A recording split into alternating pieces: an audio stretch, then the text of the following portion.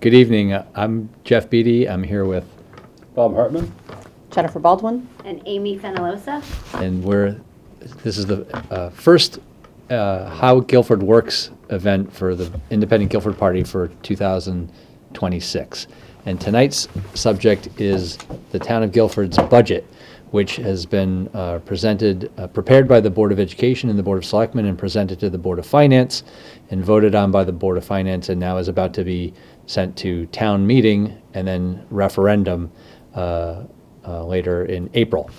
And so we thought it might be a good opportunity to talk about how the budget gets prepared, some of the drivers for this year's budget, some of the reductions that were made by both the Board of Education, the Board of Selectmen, and the Board of Finance, and answer any questions that folks might have about the process and how we came to the decisions that we made in terms of the reductions that were made and what we hope will happen, how we got to this point today. So if you don't mind, I'll turn it to my colleagues from the Board of Education to, well, first, before we do that, maybe we'll talk about the various components of the budget and how it impacts every family in town, every property owner in town, and every family in town.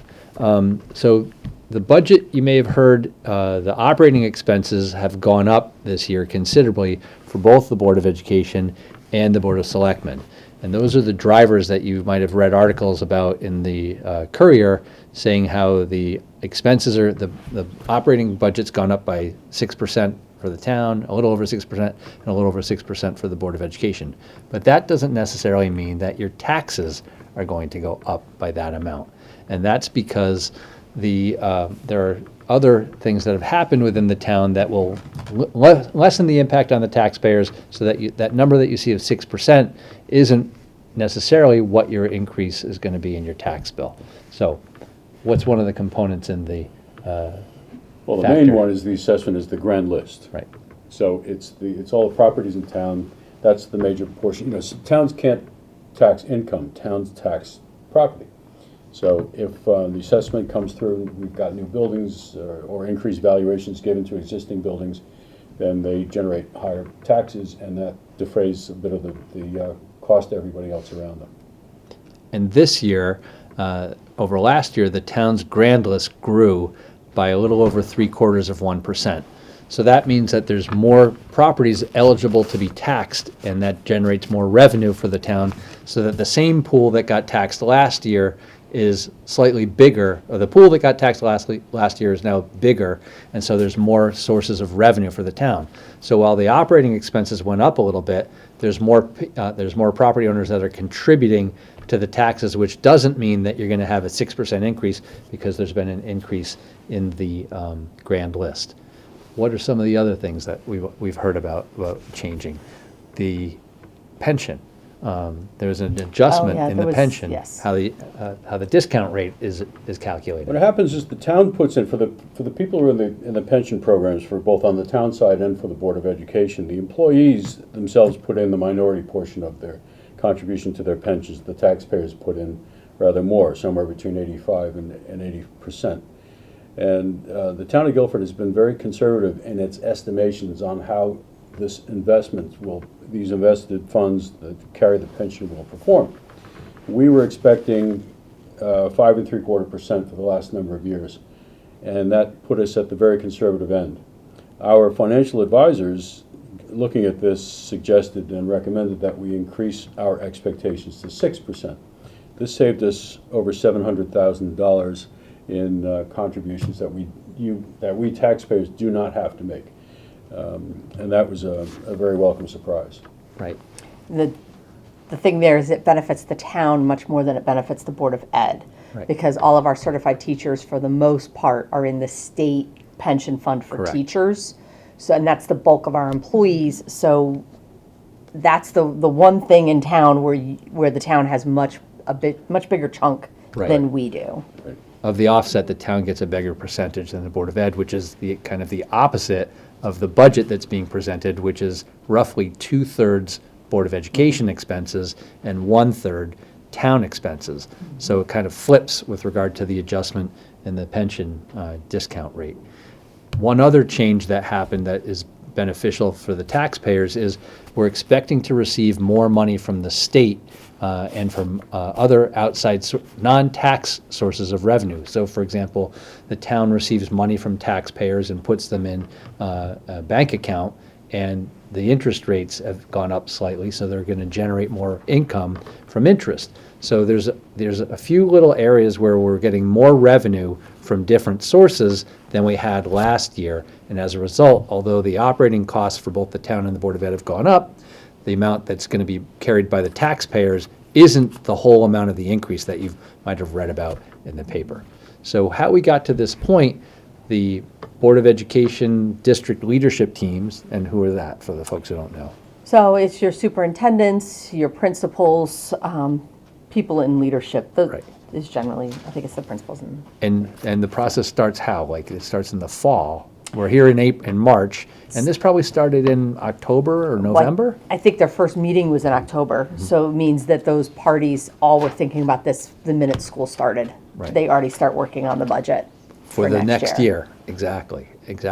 And so they get together and they say, we're going to need X amount for, they look at what's happened over the last school year and they identify areas where there's needs that need to be addressed. And they say, how are we going to find people, or what are we going to do in terms of buying supplies, or we've noticed that there's higher utility bills, all these kind of things, and they calculate all that, and then what happens after that?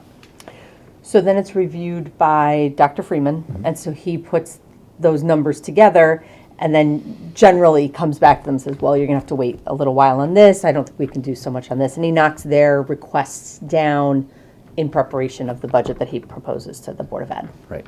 And then the Board of Ed gets it, and then what happens then? So yeah, I'm going to let Amy jump in because this part she knows too. We do listen to input from the community throughout the fall. So we have open conversations, we receive email, we also have open meetings where people come and make their recommendations. So we hear from the community about what's important, and then Dr. Freeman puts all of that and takes it into consideration with what the leadership team has requested and presents to us a budget, which comes to us in January. So we have the opportunity to hear his presentation and what the specific schools are asking for in the middle of January. And then you ask questions about what's essential, what's kind of a nice thing that we'd like to have, what do we really need to have, and where might we be able to make some adjustments to that. Yeah, and Dr. Freeman does a great job of that, and I believe his presentation is up on the Board of Ed website. So if people want to see that presentation, it is up there. Right. At least his slide deck generally is. Great.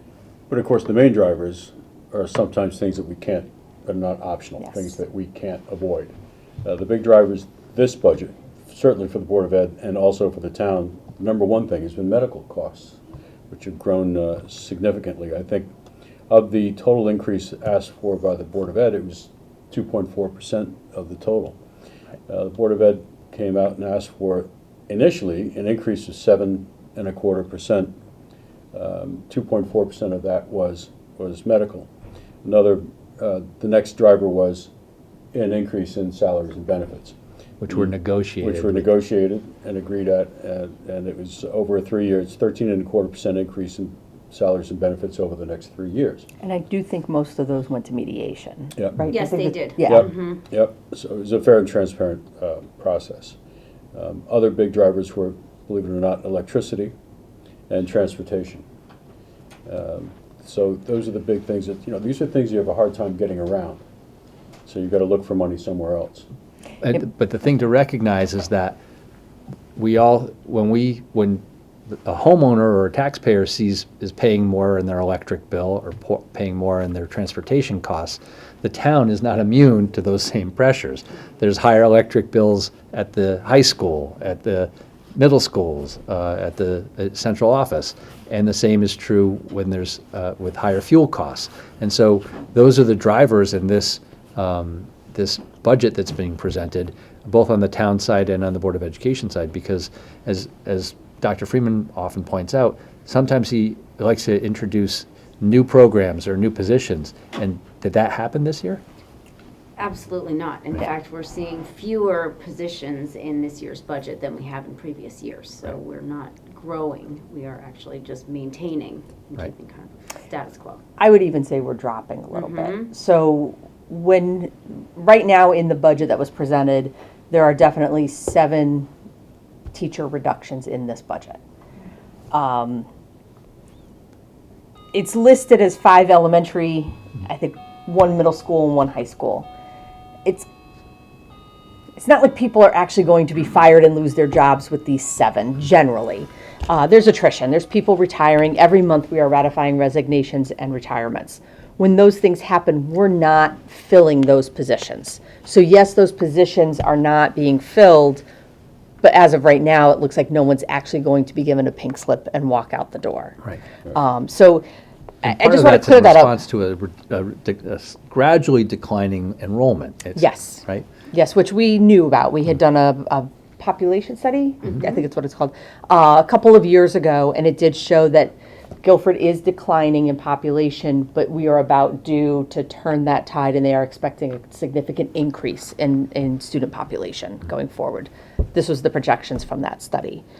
The board Can is- I- oh, the sorry. board has Go been ahead. very careful to point out that student class sizes are at or below the maximum, so we're Yes. covered there.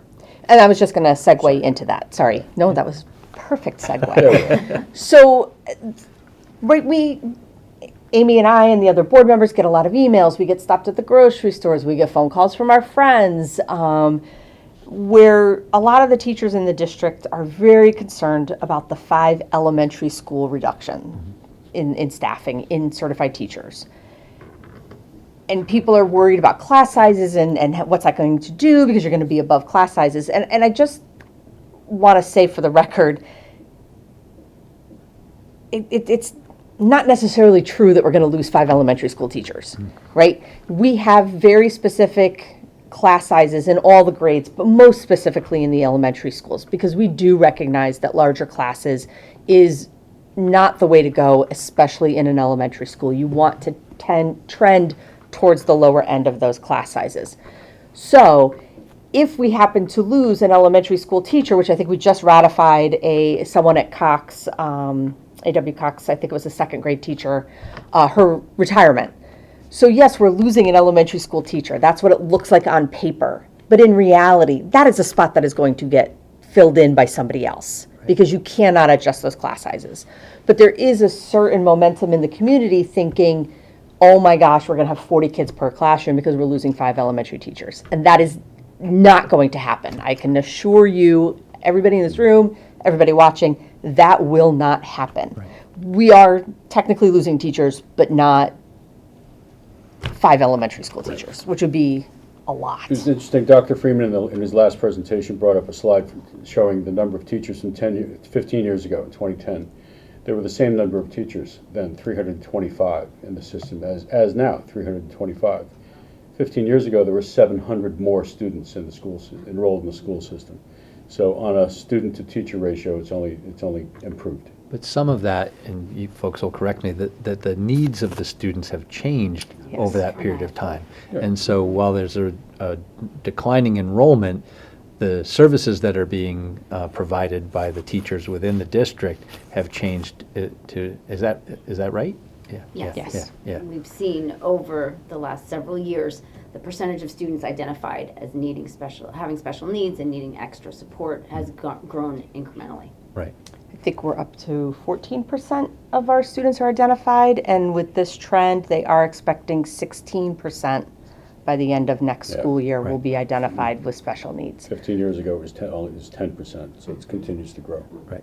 And the other initiative that the school district took was to try and bring back more of the students who had been outsourced into either into a private facility, to try and bring those students and keep them in district, which is beneficial in a number of ways. First, it keeps the student with his or her peers and friends and in his or her community, but it also, not insignificantly, costs a lot less money than paying tuition for some of these places, which are quite substantial. Significant numbers Yeah. that we're saving, yes. Yeah. Yeah, so, Yeah.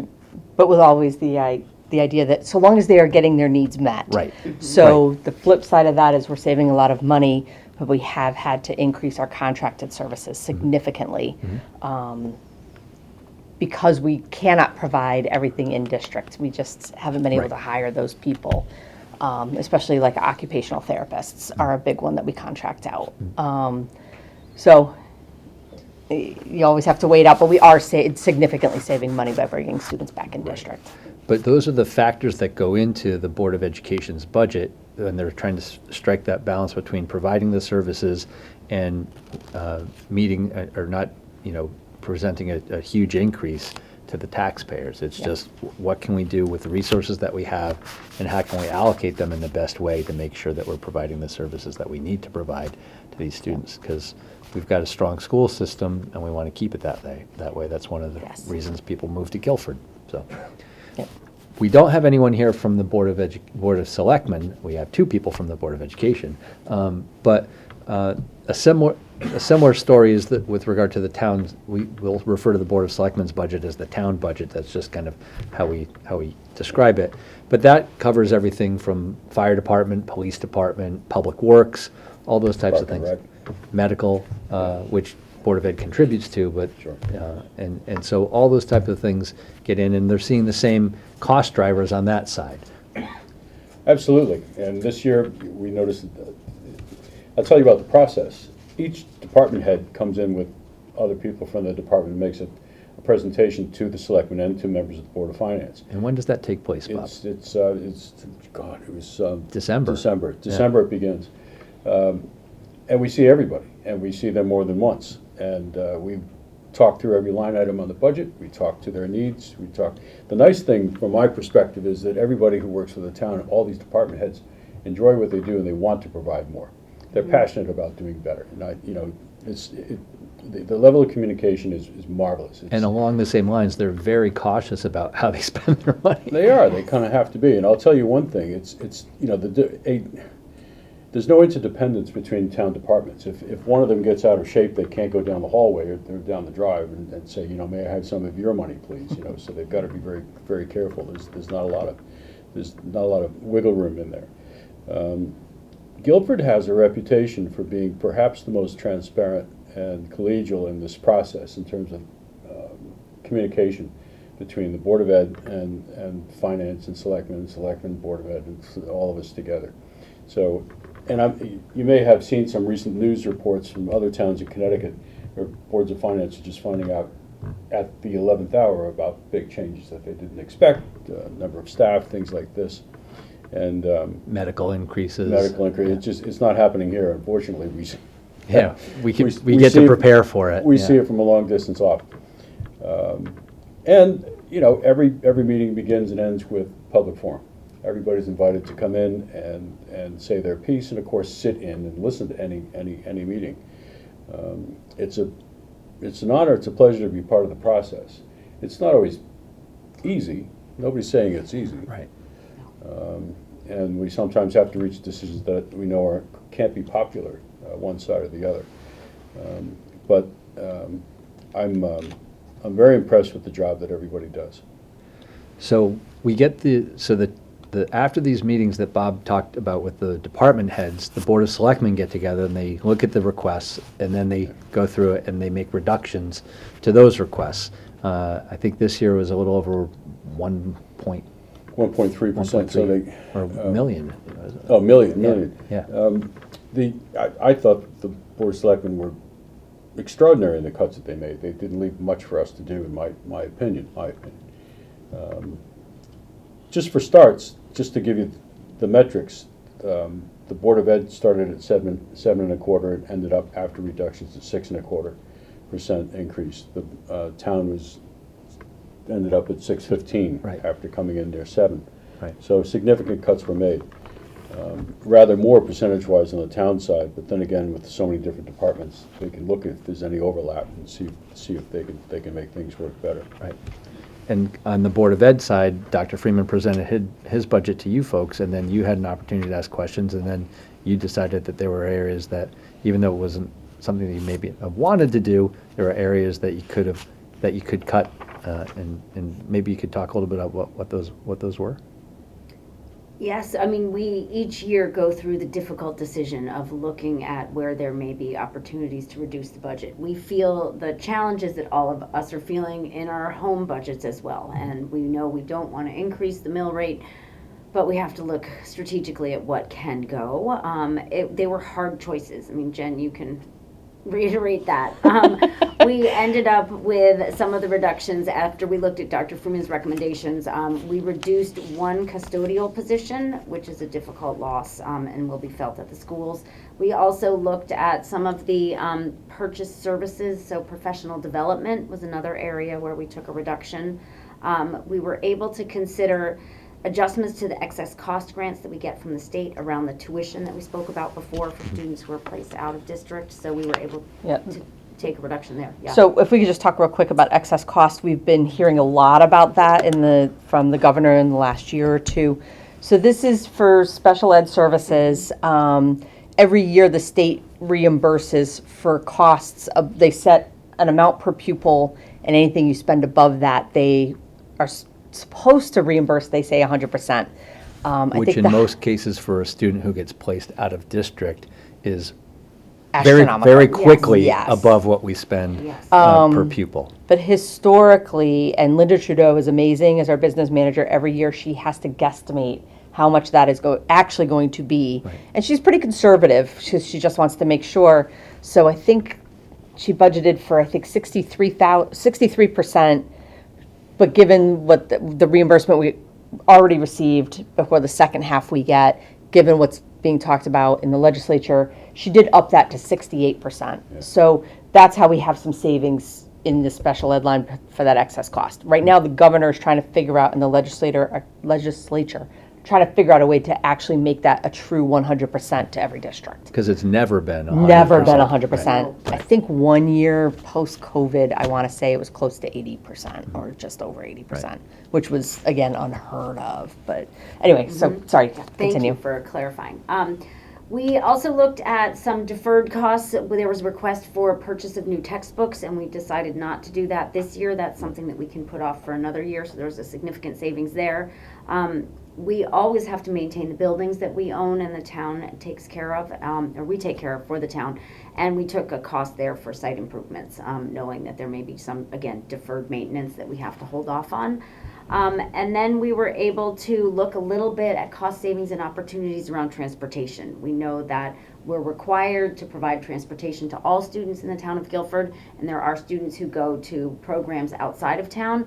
We were able to consolidate some of those big buses into smaller buses and find some cost savings there. So, And the other bonus on that is, and I don't know if the town does it as well, but Linda talks about it every fall, she locks in the gas prices or diesel prices for the entire year. She locked that in pretty close to $3 a gallon or just under. So we're good. We're not going to pay what I just saw, which was $3.74 for That's- regular gas, not even diesel. That's today. It may be a Yeah. little different tomorrow and Yeah. next week. So, continue Yeah. to increase. Yeah. Right. Yeah. So all in, we were able to make reductions of just over $650,000 to the initial budget that was put forward to Yeah. us. great. Since you mentioned buses, there was good savings on the special education. In case anybody wonders when they drag behind these empty buses, the state mandates a seat for every child, whether it's used or Whether they not. use it. For every run. So that means Right. morning Every and run. afternoon, whether they're on the bus or not. So, There's few things more frustrating than being stuck behind a school bus that is empty or nearly or A nearly empty 72-seater with 4 while it's kids. stopping at every I thought stop. they were just little kids. Or teenagers slipping down and falling asleep, Right. yeah. Yeah. so this is not a town decision. This times, is we're not mandated by the state.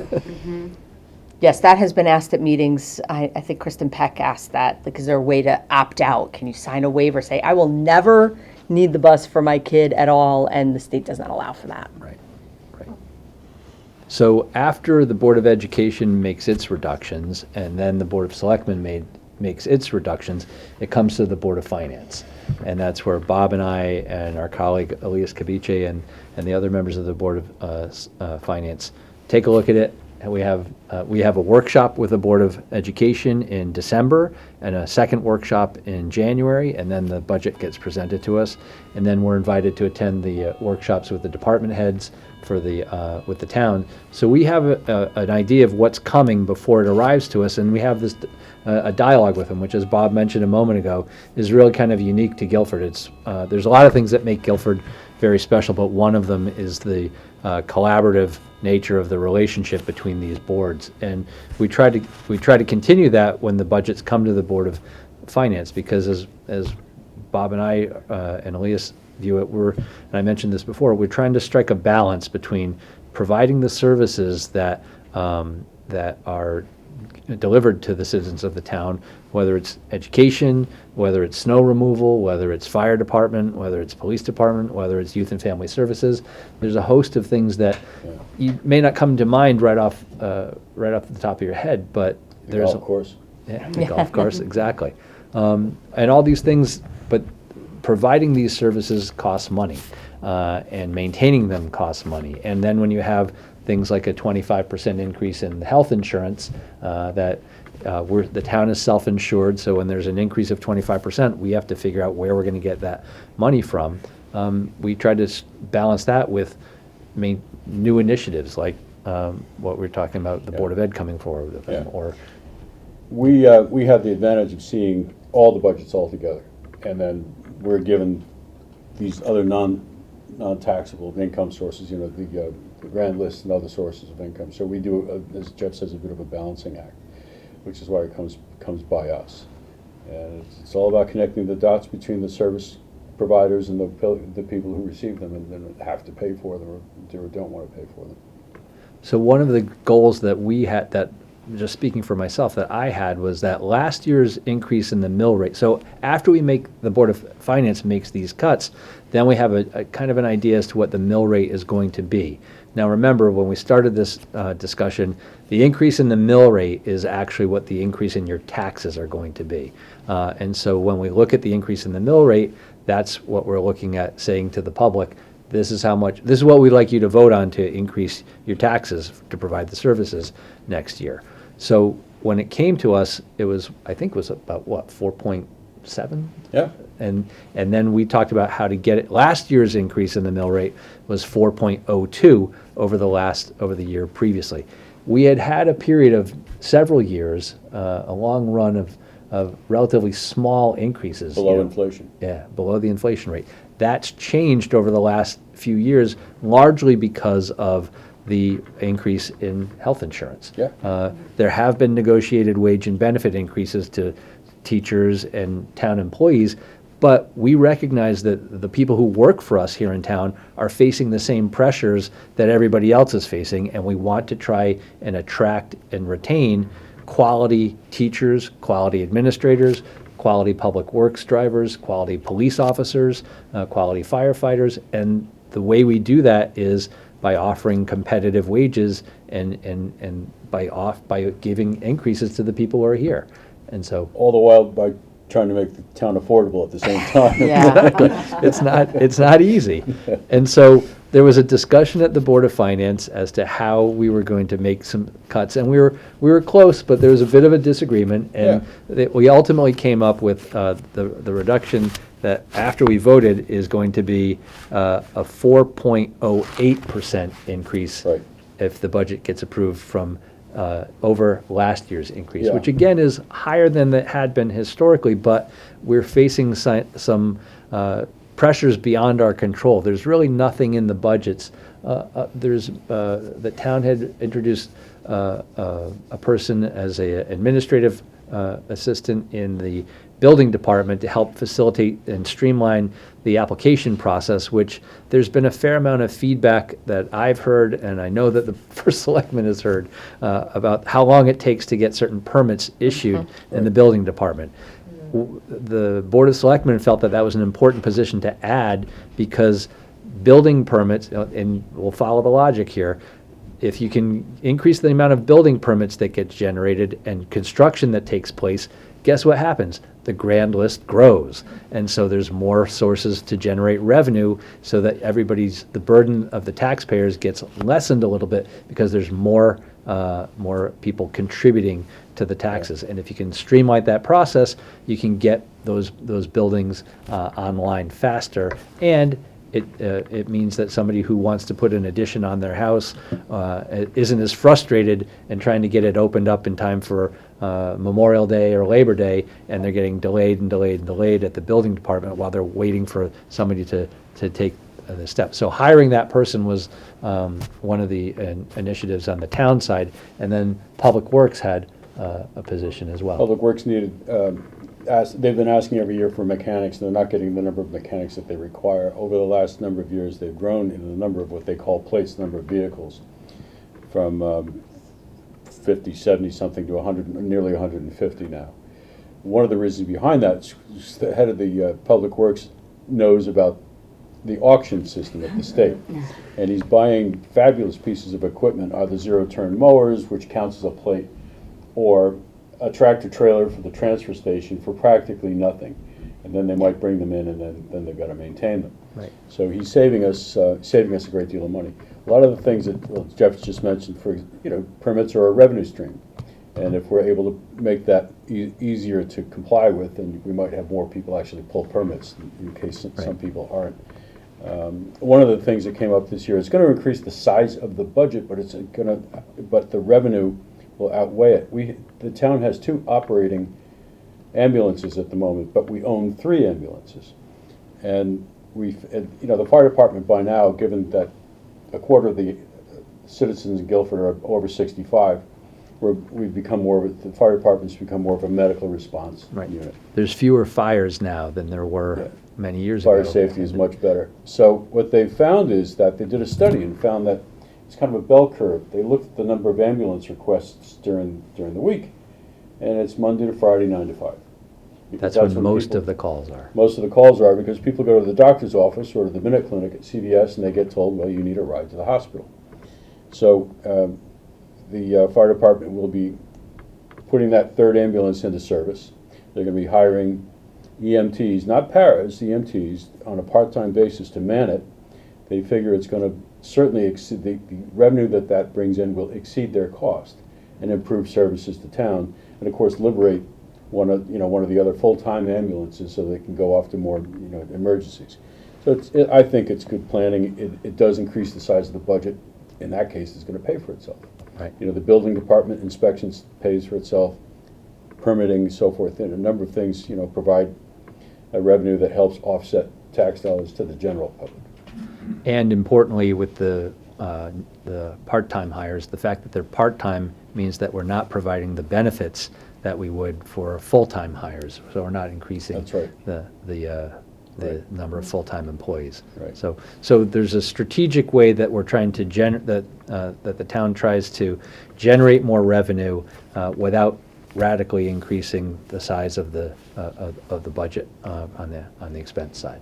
So Yeah, it's mysterious stuff. So we started this way.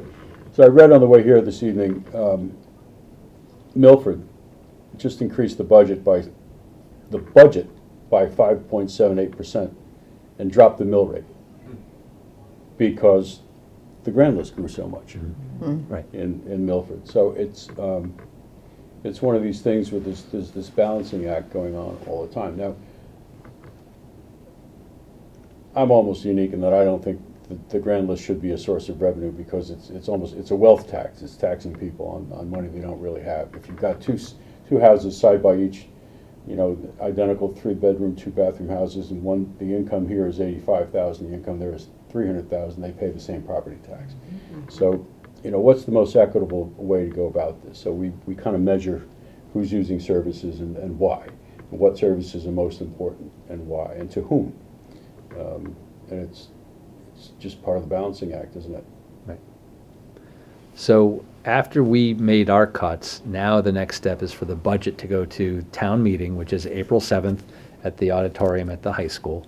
And then people can come out and vote either in support of I think the it's the budget. gym. Not that it Oh, matters, the gym? but- Okay. Well, it depends. Well, actually, if it's the gym, make sure you bring those seat cushions or Yeah, the ones with the exactly. back so you get a Exactly. little more comfortable. Exactly. And if it gets approved at the town meeting, then it goes to the referendum, which is on, the 21st? April 7th. The 21st. Oh, town meeting's the 21st. 7th. Yes, that's right. 21st is the referendum. The 21st is the referendum. And sadly, participation in the referendum is not what you'd expect it to be. Here in town, it's usually in the mid to high teens, depending on how many times we've had to go to referendum. If that. And so it's kind of striking that we get that low a level of participation, particularly since that is the one vote that you can make that has probably the most direct impact on your pocketbook. And so we encourage everybody to come out and vote and participate in this. There have been, at the Board of Ed, people coming out and talking about which programs they'd like to see included or which programs they don't want to see impacted by cuts. We didn't get too much of that at the Board of Finance. No. One or two people came and maybe more Right. than that, and a few people wrote emails. Yeah. But it's again trying to strike that balance is Yeah. the challenge. Guilford is notable, if you look at all the other elections, the participation in elections for political office, we're awfully high, we're very high, we're one of the highest in the state. But by and large, all towns people have a hard time going out to opine on the budget, typically, I think, because it's kind of complicated, and I think that they're concerned that they may not know enough about it to go up or down. And I suspect that's it, which is mainly why we're here this evening, to Right. try and get the word out. It's about how the process works and who's served by it. Right. And we hope that there's great participation this year. Right. Because you're always going to get that group of people that votes no. That's And true. it's a strong contingent. They're- What is it, about 2,000 Yeah, people? yeah, That will yeah. always vote no. And they are Right. generally Yeah. of the older persuasion who have Yes. no kids in the district. Yeah. Who are on fixed incomes, and so rightfully so. I Understandably. understand why Yeah. that is, but Maybe we should talk about what happens if the budget doesn't pass. Right. So what happens? Well, it goes back to the Board of Finance, It goes back to the Board of Education too. back to the Board of Ed, back to the town. Everybody kicks back in and they say, we've got things to do here. And at that point, when we think that we've got everything about as slim as we possibly can to keep it operational and still provide rational service, at that point, you've got to cut more. And at that point, there's real bleeding, there's real pain. then I think you're talking actual people Yeah. being Yeah. laid off. Yeah. Now, And it's- programs, right? And Important programs. programs, and Guilford takes pride in all of the opportunities we provide our kids in the school district. And so we Right. may see things like some of the athletic opportunities cut or some of the music opportunities cut, and nobody wants to see that. Right. Or here at the Parks and Rec, all the wonderful things they do on the Yes. green. Everybody brings their kids out for the Easter egg hunt, right? Those are things that really impact. Or hours at Jacobs Beach, or concerts on the green, or at Jacobs. Those are things that easily are going to be the things that get cut first, which Right. only enhance this town. Exactly. And the other thing that gets factored into it is some of the variability in the things that if you cut in certain areas, you may think, okay, we'll get away with this, but then it doesn't happen. For example, tuition, we talked about earlier in special ed, one or two, it doesn't take many students coming in or students who are already in district whose needs change, and all of a sudden, somebody who we were treating in district is now being outplaced at a much greater cost. Than we have to provide the service. It's not the students, it's not pointing fingers at the student. We have to provide this, but we don't have the ability to provide it, and now we're paying tuition. Or, we may recall a few weeks ago, Mother Nature deposited a few inches of snow. We had not had a lot of overtime in the public works budget for the last 2 years, and we're way over in overtime for February. and salt. And salt. And road repair, Right, and everything that comes with it. exactly. There's one other thing that I just thought was important to point out. So even though the Board of Ed presents a budget that is technically line by line, and we go through it line by line at the end of the year and every month in our warrants and everything else, the budget that's approved for the Board of Ed by the Board of Finance and ultimately by the voters is not a line by line item. It is a Right. lump sum item. So, which is different than the town. So if you go to the town meeting and people want cuts, you will hear, I want this cut from they will go line by the town departments. That does not happen on the Board of Ed.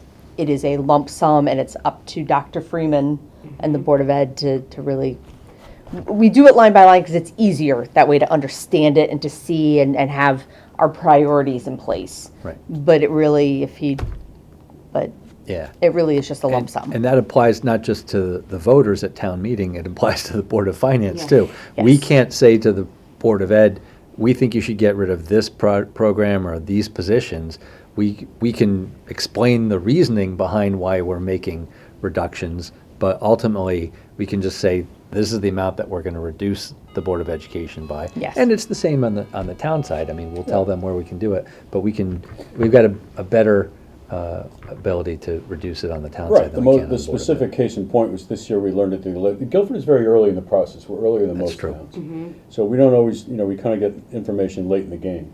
And for us this year, it was about the pension that we were just talking about. Now, when we made our decision, our final cuts, we knew we were reallocating that money coming back into each budget, but we couldn't specifically mention it. So we knew that each department, each side of the town, and then the Board of Ed would most likely take those funds and allocate them back into their pension programs, but they don't have to. We can't tell them that they have to. We reckon that they will. But our cuts were made on a gross basis, including those numbers. Right. So we've talked for a long time. I think. I mean, the clock keeps dinging I at know, us, I know. I'm getting used to it. We'd be happy to answer any questions, but if not, We can keep talking. we can keep talking. So, I'd love to go to the school bus situation because it's so obvious in its utility and it's state law. Yeah. So what do we do to work? Has there been a history of challenge to this law, and what can we do about it? I think it has been discussed, but it's never gained much momentum. So it's almost like a grassroots. You got to get a couple other towns to go with you and Right. go talk. You got to talk to your legislators. Yeah, even if you, one of the solutions always is smaller buses. Why am I buying a 72-seat bus? And the answer to that is, yeah, but they still have to go to the same streets, past the same houses, it's the same, it doesn't matter the size of the vehicle. You can practically never get one small enough to make a difference. I'm always amazed to see parents willing to drive their kids to school Yeah. and line up and queue up. When, of course, if you're as old as I am, hitch the horses up outside. But it was kind of social. You'd have to take the bus ride, and it was a big part of growing up. One of the differences, of course, is that we no longer have this geographic cut in the center of Guilford. It used to be the middle schools were the same grades, Adams and Baldwin. So your bus ride couldn't be over, so you wouldn't be over a certain amount of time. Now everybody has to go up to Baldwin for those years or whatever, and that's why that seems to be a very long ride. And Guilford's geography doesn't help out either because we're there's a lot of miles of road to cover to access all the students. Just as a follow-up on this one, what would be the consequences of Guilford simply saying no and let the state challenge us and take us to court? What might the consequences be? $1.7 million is what you pay out right now. What about $1 million fine? We're up 7. Come on. Not bad. Write that Yeah. down. Somebody write that down. I'll run it by the town's attorney. And I see. know another idea that was put out there, and I forget where, because we've had so many meetings, was actually charging parents a fee for driving their kids to school. To increase ridership, yeah. Yeah, Yeah. That's a great idea. yeah. $5 It's a hard day. though, like for the high school students, I understand. Like Yeah, my, they have that's why I would say, this is just me, $5 a day, you get 5 free days a month for the That's days what it they've was got you. big equipment, they've got the tubas, they've got, maybe whatever, big equipment. And then you see how quickly it becomes more of a necessity than not. And it's funded, it's a source of funding. It goes toward the transportation expense. I'm told it's not legal to do this, so it's probably not. dang it. But that would be great, right? Have you, on the same topic of transportation, everyone probably has been following Brantford's transition to 100% electric buses. That was obviously a long term plan. Do you have any colleagues in Brantford and you know how they, Yep, they're terminating it. what? They just started it. Mhm. Yeah. That just, So this is what we're hearing in general, is that they don't hold the charge long enough to do the full bus runs. You almost need to have terminals positioned all through the town so that at any point they can stop and charge the buses. Cold weather drains the batteries much faster, and we get a lot of cold weather around here. You want to look further out. One of the other issues is when the bus eventually, when the battery dies, what do you do with it? There's no like they still haven't figured out what to do with that. And the battery is worth way more than the actual physical bus. So there's a lot. Now, the state of Connecticut has required all towns to go all electric by the year 2030. I don't know if you've known that. They actually ordered Guilford. For the buses.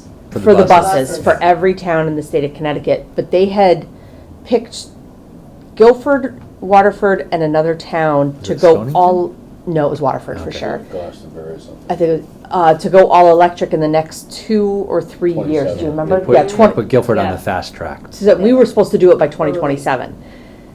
So obviously, everybody's scrambling, trying to figure this out. You'd have to convert the current bus terminal down there on Hubbard Road. Number one, it's not large enough. Number two, there's not enough electricity to sustain that. Right. So, although these are great ideas, I don't think people are thinking the long term and what that literally means. So, I believe everybody has succeeded, I think for the most part. We haven't heard anything about it. No. So, I think we are pushed back to the 2030 with everybody else, I'm gonna guess. But I'm concerned about, like I said, 10 years from now, what do you do with these buses that you now are just good, no good to anybody? And along with, just kind of to touch base on your original question, what my understanding of what Branford did was they were able to locate a site that they could build a depot with have charging terminals, enough charging terminals in there so that they could charge their buses. But they don't charge like that. It's not like filling a gas tank. Exactly. Takes a couple hours. But they were able to find a site like that. I don't know that, given the processes that, and the locating process in Guilford, I don't know that we'd be able to find a site and build it and have it ready to go in 2 Definitely not by years. I mean, 2027. just getting the framework in place to have some place to charge our electric buses would be a huge undertaking that, there's already a few things on the. And remember how agenda. tall we are. Like, when you look out on a map, Yeah. we are much taller than Branford. Right. You'd have to have multiple stations throughout I'll the tell you a town. quick story that came out in our meetings with department heads. So the chief of police, we got grants to purchase hybrid police cars, and they're happy with them. And the reason is because when they spend an awful lot of time just sitting idling. You see them by the side of the road waiting for a call or doing paperwork or whatever they do. The engine's not running while they're doing that. They need the power to power the computer they're on, keep the radio on, keep the lights on. That's marvelous. Chief of police, and they get about 24 miles to the gallon. Chief of police doesn't do that kind of driving. He has the same vehicle. And because it's up and down and stop and start driving like the rest of us do around town, he has 21 miles to the gallon as with a hybrid. He said, I would be better off not having a hybrid because I'm carrying the weight of this thing and that. So it all comes down to experience, common sense of what works and what doesn't, what we're ready for and what we're not quite ready for. I know that the town leaders are nudging the legislature to see if we can change this 2027 thing, because as you say, I don't know that we can get a grid in fast enough, or locations fast and far enough. And it would mean changing our transportation contracts. Transportation is astonishingly expensive. It's a big part of the Board of Ed budget. And this year we got a little bit lucky. We had to go back to bid, we did go out to bid. And why don't you know this better? I was just thinking about the numbers, and I'm trying to remember Well, them. Well- we came out, we went to a couple of people, one came back at a 70% increase, but the people we had been using came back at 17%, and we were thrilled with that. And I think the 70% was Zoom, which is the bus company that Branford is using Okay. for their electric buses. It was a Right. 70% increase. So we got a little lucky there. Yeah. So that, you talk about how our town leaders are speaking with the legislature about the 2027 date, but more broadly as a whole, is the state reevaluating the 2030 date? Because quite frankly, that just seems like a horrible idea based on Branford's experience. I don't know. Yeah, I would hope so. I would hope But- so too. Doesn't affect this year's budget, of course, Right. but that's very Yeah. soon. Yep. Yeah, it was all done with great intentions, and of course, at the time, of course, the price of gasoline was $1 a gallon higher than it was last week, not today. Yeah. And, they can look at other solutions. All good intentions, Right. Bob, do you have that number, the transportation number in the Board of Ed?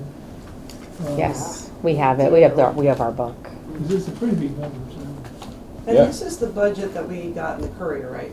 Yeah. The one that, The big the budget. big Yeah, budget. yeah, Yeah. This is yeah, the one that we're gonna. Yep. Sticky notes everywhere. Here you go. Transportation. Here you go. So 4.6 million at the bottom? Requested, No, requested increase. yep. No, this is the total budget. Nope, right here. That's just transportation's total. Oh. right there. So, it looks like 4.9 million, just under 4.9 Call million. it 5, just for fun. Yep. So we're spending $5 million to move around a few kids and a whole bunch of old buses because the state mandates it. I recommend we go rogue. Come on, this is crazy. 4 out of, what's your Talk to total budget? Christine. 90? You're not alone in suggesting that Guilford have a word with Hartford to tell the state how to run things rather than the state telling us how to run things. Yep. It's a pretty well-run town. But this almost 5 million is out of a total budget of 74 million. Yeah. Right. That's a big number. Well, Amy was happy at finding $140,000 in her school education budget just a little while ago. She was talking about her savings at that Yeah. level. Yeah. We're looking at $4 million, $5 million bucks. Yeah, Yeah. Yep. Anyway, I'll cut. yeah. Question on the transportation budget is, I assume that includes, it's an all-in price? It Yes. includes Yeah. vehicles, staff, everything? It includes special ed, Special transporting ed. students out of district, Okay.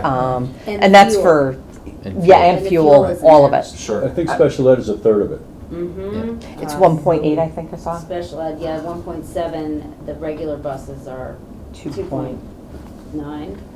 Has that ever been evaluated to see if parsing it out would be of better value to the town? Say, what if we owned the buses but contracted the services? Like, I don't know, it might be a worse idea for all I know. Then you I'm gotta just asking the maintain them. Yeah. question. Right. And no, so but- this, right now, we have Specialty Transportation, who, in my opinion, have been through a couple of bus companies over the Yeah. years. I really like Specialty. I find that they do a decent job. Right now, if a bus breaks, they are responsible for it, and it doesn't cost us a dime. So, right, it's, now you. It's a risk. Right, is Public Works evaluation. gonna Right. take care of it, or do we need to hire our own mechanics? Yeah, it's a Right. lot.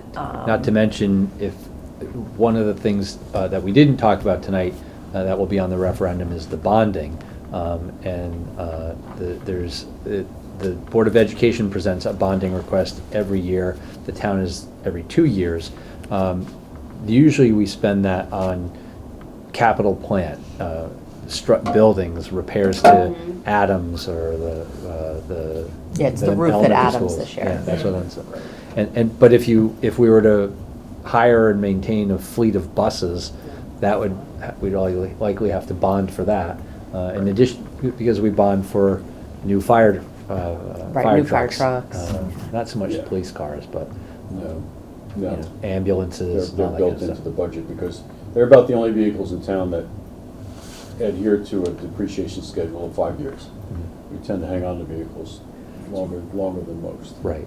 Outside- Yeah. Outside the police department. Which is when the town comes to us with a request for vehicles, if you're fortunate enough to take a visit down to the Public Works Depot, you'll see that a lot of the equipment that's down there is well past what you'd think would be its useful life. And they do a great job of maintaining and squeezing every last mile out of those vehicles. Yes, Yes, So, I do. How much longer is the high school bond running? We're on the back Getting side, to is the what they end keep of it, telling yeah. us. It's 10 We're more than halfway through. 10-ish years. Yeah. And we keep hearing from, not this table, but that leaves us so much more headroom to borrow. And I was like, no, don't let's go there. Yes. Yeah. But we are, I mean, the good news is that the end is in sight. And so we're looking forward to the tapering off, but Adams. there may be something else coming online Well, along the way. You were just mentioning about,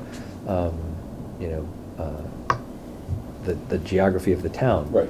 Public Works, if you've been down there, it's not in the, at first, when you think about it, it's like, oh, great, it's kind of tucked out of the way. It's down near the train station, for those of you who don't know. And it's a great location because there's not a lot of people who'd be upset seeing dump trucks and tractors and bulldozers and all that kind of stuff down there. But when you have to plow the roads in North Guilford, driving a load of sand, a dump truck filled with sand and salt to North Guilford and doing it up there and then running out, Around the green. running out after you've tackled maybe a quarter of the roads up there, and then having to drive all the way back down to the train station to fill it up again, and then drive all the way back Or up there. change shifts, Yeah. change workmen. Right. So the Some- result is, Some years ago, when I was on a different committee, we asked the head of Public Works, where would you like to be? Because they're kind of, two things, they're running out of room at 6.4 acres, and two, they're in a flood zone, which is not that happy a place to be. So we said, where would you like to go? And they shocked us and said, near Route 80, Bittner Park, because as Jeff said, the hours, the miles they drive, the places they service, the people, the hours they work, and all that. So by luck, the next year, the town bought 25 acres along Route 80 between 77 and Long Hill Road from the diocese for a very good price. And that's been targeted as the eventual location for Public Works and a lot of other storage. Every department needs more storage. You Park and Rec, you're everybody else, you want storage. So we'll but that's going to be a big project. That's going to be akin to, not quite building another school, but it's going to be a big deal to re-engineer up there. The nice thing, at least, is Jeff says, because Public Works is near the train station, we could liberate that space, probably put something up on stilts, because we don't quite know it's a flood zone. You do like 66 High Street and put the buildings up on, so they pay almost nothing for flood. They pay nothing for flood insurance, $1,000, some token amount. And we could liberate that, either put affordable housing or commercial space in there or something, and make it productive. It wouldn't be forgotten. Right. So it'd be some swap there. And just as a quick reminder about Public Works, is you want to do it early in the season, but the sand and salt mixture that they have there is free to residents. Mhm. You just bring your own, those big orange Home Depot tubs, and you can fill those Yep. within reason and take that home and use it for free, which I did this year, I did which was too. great. I know, right? the more you know. The more you know. All right, well, I think we've covered a lot of ground. I'd like to thank everybody for attending. I'd like to thank everybody for watching, and hopefully you'll attend the town meeting on April 7th, and then vote at the referendum on April 21st. And if you have any questions about any of this, don't hesitate to reach out to any one of us. Our emails are on the town's website for the Board of Finance and the Board of Education. And of course, you can send a question through the Independent Guilford website to us, and frequent that. Like us on Facebook, and Join the party. And join the party. And we look forward to sharing more discussions like this with the next How Guilford Works, which will be on the subject of public Park and Parks and Rec. Rec. Park and Rec, and that'll be next month. Thank you. Thank